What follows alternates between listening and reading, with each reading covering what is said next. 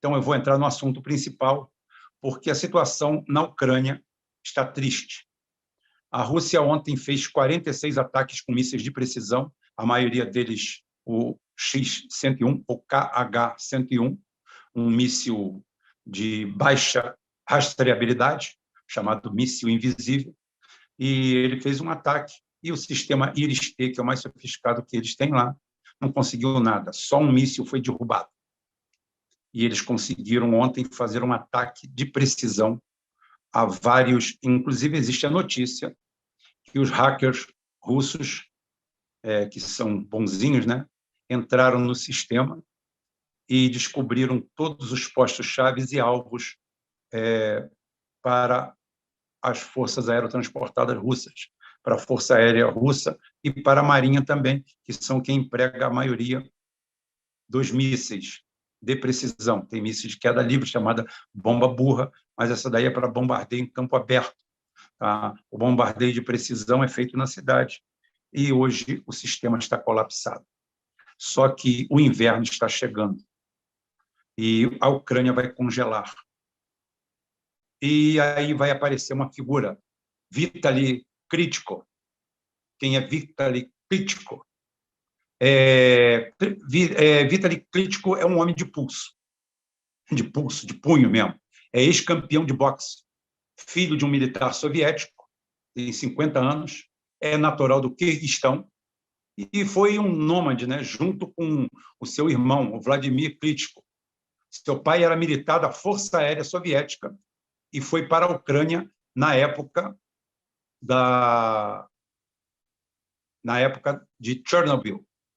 Na época de Chernobyl, ele foi para lá e ele se baseou por lá, e lá ele baixou raízes, porque a Ucrânia realmente, muita coisa da era soviética é isso aí. O cara é prefeito de Kiev, o Vitaly Klitschko.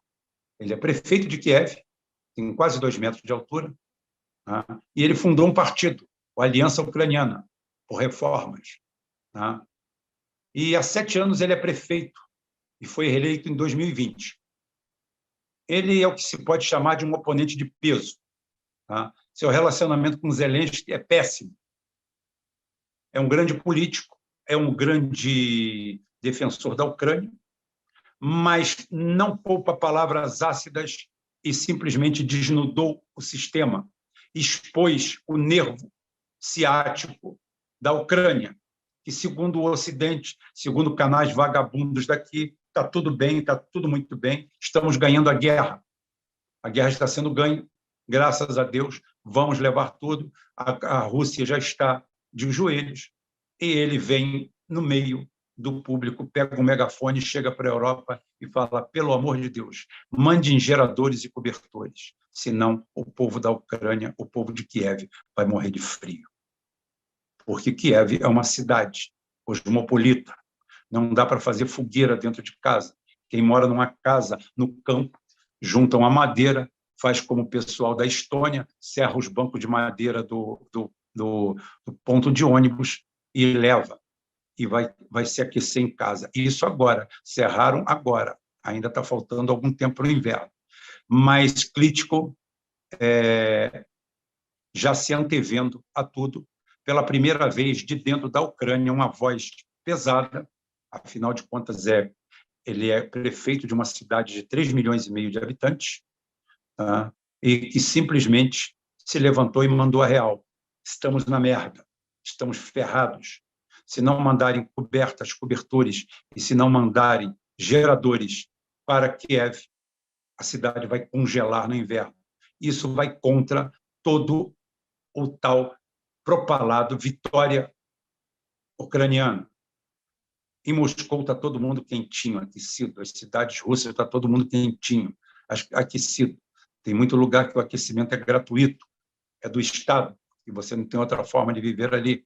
Existe uma rede subterrânea de aquecimento, que é uma caldeira na cidade, na vila, e aquilo aquece os outros. Então, as casas. Então, é o seguinte, enquanto isso aí está abundando na Rússia, que perdeu a guerra, na Ucrânia vencedora hoje, e eu falo atento para esse nome, porque esse nome pode ser um grande nome para substituir o Zelensky, o zero à esquerda, o responsável pelo maior morticínio da história da Ucrânia. Os ucranianos estão sendo... Eu quero dizer para vocês que a Rússia está escondendo números. A Rússia está escondendo números, mas não é de perdas dele. A Rússia está constrangida com a quantidade de soldados, não estou brincando, a Rússia está constrangida com a quantidade de soldados que ela vem abatendo da Ucrânia, porque, mesmo assim, ela não vai deixar de abater. Porque a Rússia não tomou uma posição ofensiva só até as fronteiras que ela delimitou. A Ucrânia vem e recebe o contra-ataque, vem, né? Como eu falei, são as defesas Manstein, mais ou menos,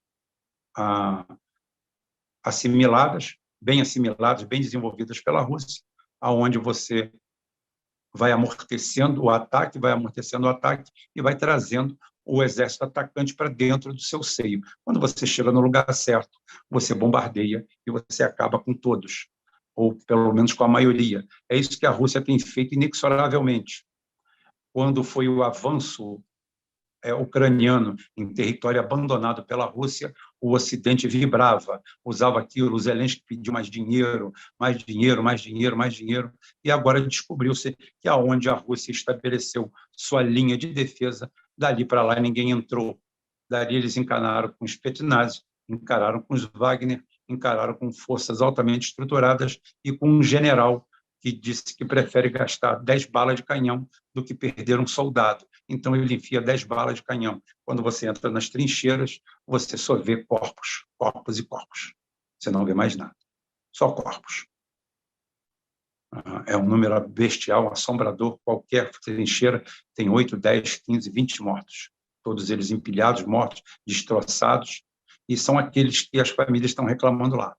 Pois bem, Vitaly Klitschko abriu o verbo, soltou o verbo e, com essa atitude, ele desafia mais uma vez Zelensky, que já tentou acusá-lo por corrupção. Corrupção na Ucrânia não quer dizer nada demais. É a mesma coisa que pegar uma gripe fraca. Uma gripezinha. Gripezinha! Tá, então foi isso. O Zelensky já bateu de frente com ele. São bem antagônicos, não se bicam, e agora o negócio vai pegar entre eles, porque o Zelensky, que é capa da Vogue, que é prêmio Nobel da Paz por matar ucranianos, né? E, ao mesmo tempo, o prefeito da capital vem a público e fala, pelo amor de Deus, ajuda humanitária, porque ninguém vai aguentar aqui. Isso aqui vai ser a desgraça. Esse inverno promete. Eu trouxe a abordagem aqui, mas eu trouxe a abordagem por outro lado, pelo grande nome que vai surgir disso aí. Provavelmente, tá? Porque esse talvez seja o nome político mais pesado, até porque ele hoje defende a Ucrânia contra a invasão russa, por se considerar ucraniano, porém não faz parte da linha nacionalista, nazista do Zelensky. Não. E, usando da franqueza, ele expõe a toda a narrativa criada pelo próprio governo da Ucrânia. O que isso vai resultar? Não sei, pode haver um atrito entre os dois. Um atrito entre os dois, com mais uns movimentos, com a situação acontecendo do jeito que ele quiser, do que ele está pedindo, mais algumas semanas, e Zelensky pode simplesmente ser carta fora do baralho. Pode ser que ele faça com Zelensky o que Zelensky quis fazer com ele. Zelensky quis levá-lo à cadeia.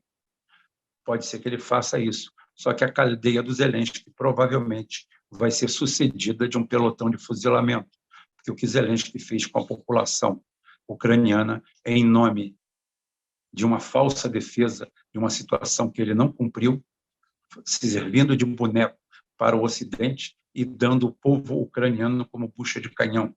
E assim mais de 200 mil ucranianos provavelmente já tenham perecido nessa guerra. Um número absurdo, um número assustador, mas um número extremamente real, porque esse número não saiu da Rússia, esse número saiu de empresas, ONGs e think tanks do Ocidente, sem nenhum motivo para lançar esses números. sem nenhuma segunda intenção por trás disso. Era simplesmente falando isso. E, como eu falei, a Rússia tem se afastado até dos números de quedas de soldados mortos da Ucrânia, porque realmente as perdas estão sendo elevadíssimas. E o Ocidente fica com aquela narrativa, até o último ucraniano, a ponto que hoje os Estados Unidos estão querendo comprar, acho que 60, 70, 80 mil fuzis AK-74 russos, tá? Ou fabricados sob licença. Diz que é para armar seu exército. A arma deles, o exército deles não é essa padrão. Tá? Esse padrão é usado em algumas divisões russas, tá? Em alguns exércitos russos. Então, está na cara que isso que é para colocar na mão dos ucranianos. Por quê? Porque eles já perderam tudo. Perderam armas de mão, perderam armas de combate, armas leves, armamento leve, perderam tudo. Perderam todo o seu exército mecanizado, que era o segundo maior da Europa, e acho que já perderam tudo que mandaram para lá e por aí vai. Mas a primeira voz dissonante aparece dentro do cenário e aparece dentro de Kiev. Nada poderia ser pior, nada poderia ser mais emblemático. Se esse homem pegar a bandeira e levá-la para frente, as coisas podem mudar internamente para Zelensky.